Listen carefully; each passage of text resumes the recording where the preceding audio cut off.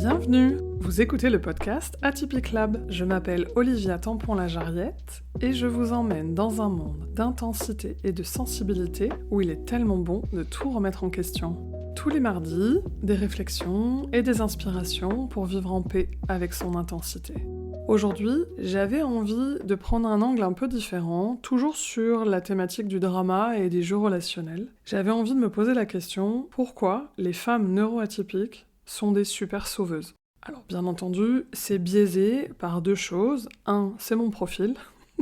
Je vous l'assume tout de suite. Même si ça va de mieux en mieux et que je sais mieux ranger ma cape, je vous laisse aller écouter l'épisode numéro 22. Donc ça va mieux, mais c'est vrai que dans mes accompagnements, forcément, on attire, quand on est coach, thérapeute, je pense même que les coachs sportifs, ça doit être pareil, on attire des personnes qui nous ressemblent. Et c'est vrai d'ailleurs dans tous les domaines de notre vie, aussi professionnels bien sûr, mais personnel, amoureux, amical, etc. Et pourquoi les femmes neuroatypiques sont des super sauveuses? J'avais envie de poser la question parce que je me rends compte aujourd'hui que c'est un des éléments qui fait qu'il y a énormément de diagnostics très tardifs chez les femmes. J'avais envie d'en parler parce que c'est peut-être une des raisons qui fait que aujourd'hui vous doutez d'avoir vraiment un TDA ou vraiment un TSA, que vous vous dites que c'est juste peut-être de l'hypersensibilité. Tout ça, c'est parce que notre masque social a été tellement renforcé, et on va le voir aujourd'hui, pour plaquer au beau rôle de la société, qu'en fait on se retrouve à devoir presque attendre une explosion dans notre vie. Alors ça peut être une maladie, ou ça peut être un changement hormonal. Il y a beaucoup de femmes qui, à la ménopause et périménopause, se retrouvent à se lancer enfin dans leur diagnostic. Et pourquoi à ce moment-là? Parce que, en fait, quand on a une maladie ou un changement hormonal qui vient complètement, j'allais dire, bousculer notre corps et notre système de fonctionnement, on n'a plus les ressources d'être sauveuse. Vous vous rappelez, quand on n'a plus les ressources de jouer un rôle, qu'est-ce qu'on fait? On en prend un autre, on switch. Mais là, on va switcher sur quelque chose qui nous plaît pas du tout, et donc c'est là où on se rend compte qu'il y a quelque chose qui va vraiment pas.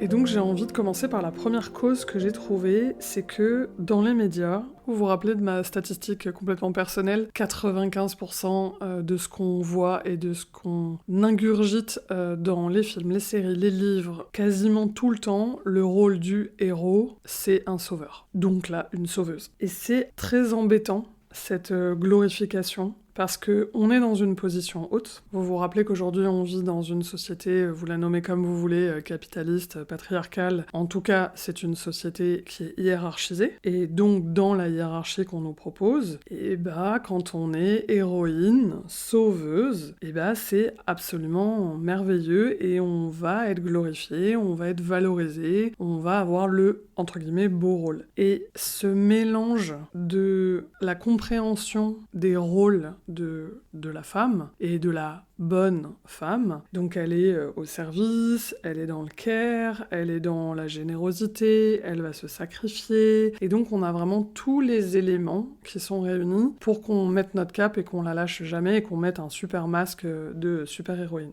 D'ailleurs, moi j'en ai fait un syndrome, parce que vous savez que je ne suis absolument pas diagnosticienne, mais que je m'amuse à créer des syndromes parce que je trouve ça rigolo de rappeler aux personnes que, oh là, on n'est vraiment pas seul. C'est le syndrome de la Wonder Woman. C'est-à-dire qu'on va se dire que, ouais, même si je suis célibataire, mais que j'ai mes enfants, je vais y arriver, je vais tout faire, je vais avoir le super boulot, la super carrière, les amis, le sport, voilà. La totale, je vais voyager, etc. Bon, c'est hyper inspirant, c'est des codes qu'on va intégrer encore plus si on a un TSA combiné avec un OQI ou un HPI, parce qu'en fait on va même pas réaliser que, ah oui, ça c'est le script idéal pour que je me fasse aimer, pour que je sois entre guillemets respectée. J'ai bien compris qu'il y avait une hiérarchie, je serai jamais en haut parce que je ne suis pas un homme, mais par contre je pourrais être quand même entre guillemets dans la hiérarchie haute des femmes. Donc tout ça fait que, avec ma capacité de reconnaître les patterns, les structures et les codes, je vais l'intégrer comme mon objectif de vie, et je crois vraiment que je vais être heureuse en faisant ça.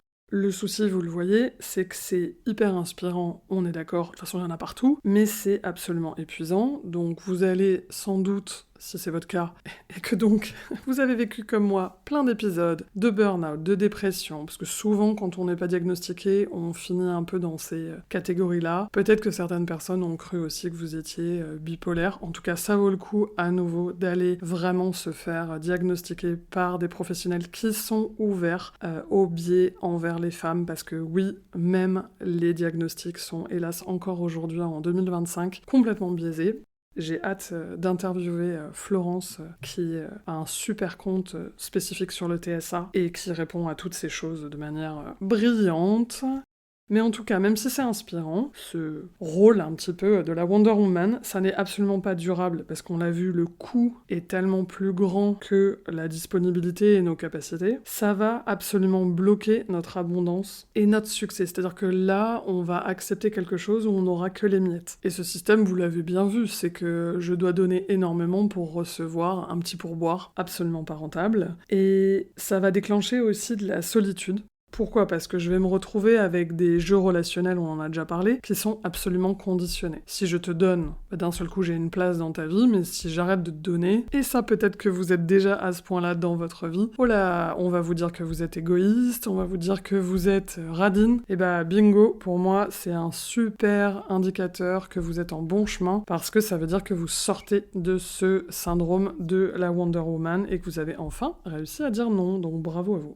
Donc, vous voyez, il n'y a pas de vraies amitiés, il n'y a pas de vraie collaboration ou de coopération. Et le pire pour moi, c'est que ça va développer la honte toxique. Bien entendu, tout ça, c'est des sujets que je vais continuer à déployer et à nuancer et à apporter beaucoup de détails avec notamment des interviews pour 2026. Mais vous voyez, la difficulté de la honte toxique, c'est que j'ai une incapacité à aller chercher la véritable structure de mon système, puisque je suis constamment en train d'aller répondre à une injonction extérieure, et en plus une injonction extérieure neurotypique. C'est-à-dire que déjà, ça marche pas, on l'a vu et je vous en ai déjà parlé dans les 2 épisodes, le drama, c'est du drama, donc si je suis sauveuse, faut forcément qu'il y ait une victime, et puis à un moment je serai quand même bourreau parce que j'en pourrais plus, donc... Mais même ça a été designé par des personnes qui sont neurotypiques, donc oh là là, impossible d'avoir cette régularité de tous les jours, etc. Ça marchera jamais. Et donc maintenant qu'on a compris que oui, c'était hyper inspirant, mais c'était pas tenable,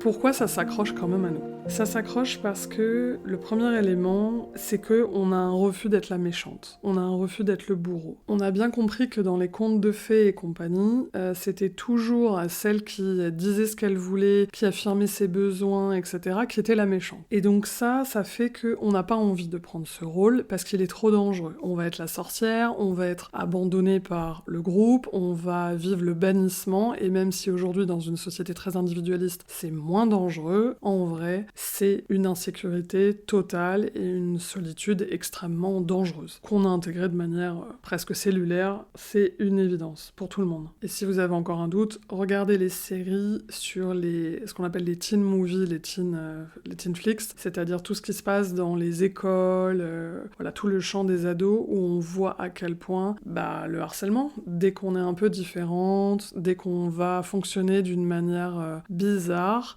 on va être relégué au souffre-douleur et au martyr du groupe, et c'est un rôle que personne ne veut avoir.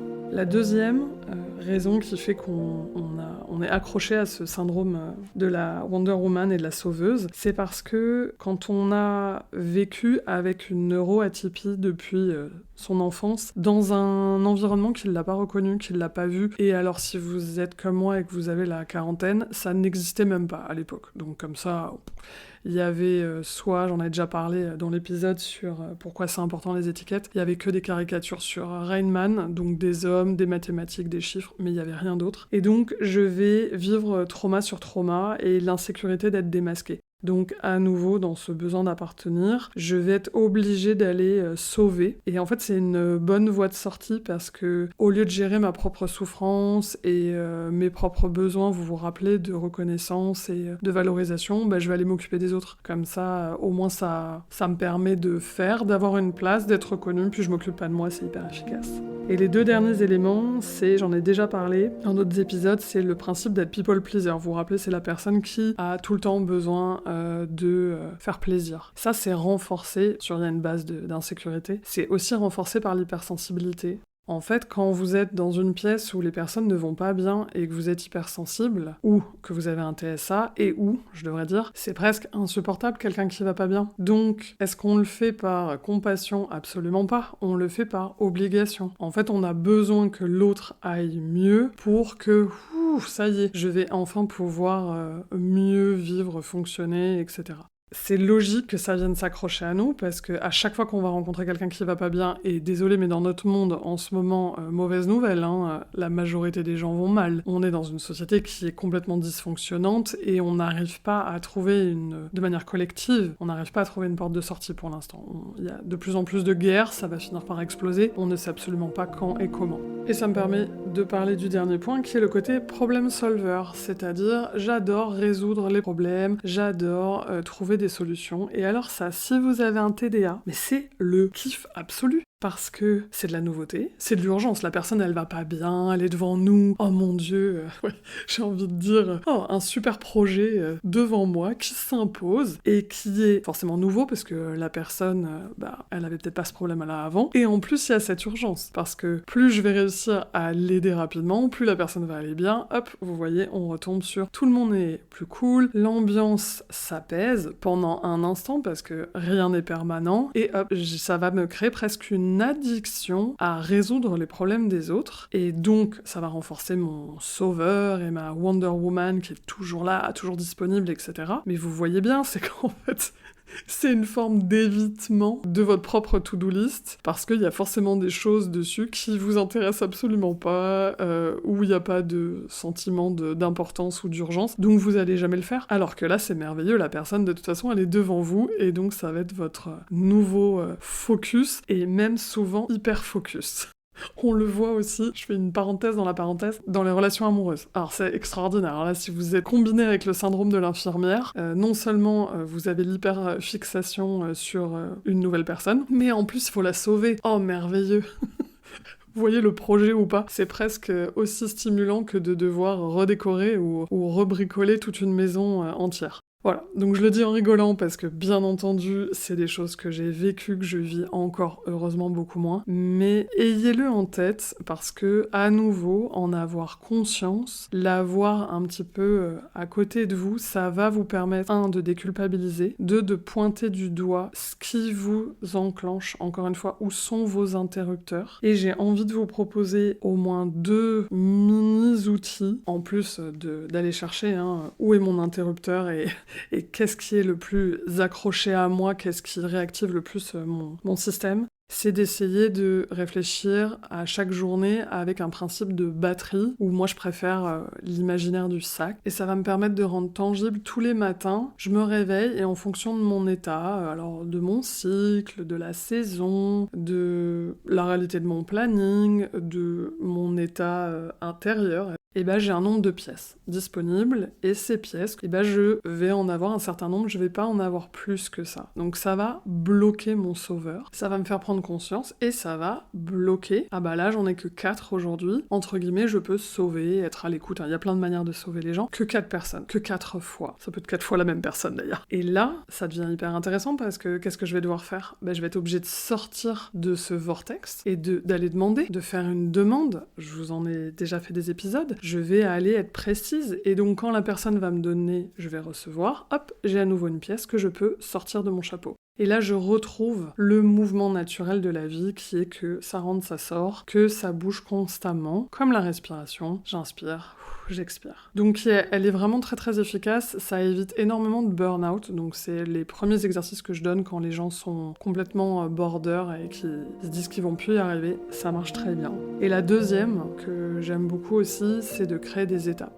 En fait, oui, peut-être que je vais te sauver, mais je vais me mettre une limite. En fait, je vais rétrécir mon projet. En plus, si vous avez un TDA, c'est hyper bien parce que vous allez aboutir. Vous allez avoir un succès. Il va y avoir un résultat. Parce que si vous avez une relation autour de vous, que ce soit amoureuse, amicale, peu importe, et que vous êtes Wonder Woman, super sauveuse, ascendant infirmière, désolé pour l'image, mais je pense que vous l'avez, là, c'est une catastrophe. Vous pourrez jamais, en fait, de toute façon, parce que c'est sa vie, c'est la personne, ça marchera pas. Donc vous allez vous remettre dans une boucle d'échecs. Alors que si vous vous dites, bon, là, je vais juste l'aider à, je sais pas, à trier son armoire, à répondre à un texto, à finir son CV. Vous voyez, ça peut être dans tous les domaines de vie. Et ben vous avez une conclusion. Et ce qui est génial, c'est que vous avez une porte de sortie et c'est ça qui va énormément vous aider parce que si vous avez intégré que la femme, elle doit toujours être au service, bah peut-être, mais à quel moment, à quel endroit et avec qui? Et vous avez le droit de dire stop, vous avez le droit de dire non, vous avez le droit de dire demain, et hop, vous revenez sur l'exercice du sac. J'en ai plus aujourd'hui, donc désolé, mais ça c'est un autre projet pour moi. On verra demain, on verra dans une semaine, on verra dans un mois. Et la capacité de temporiser, la capacité de remettre à plus tard, bah vous allez retrouver...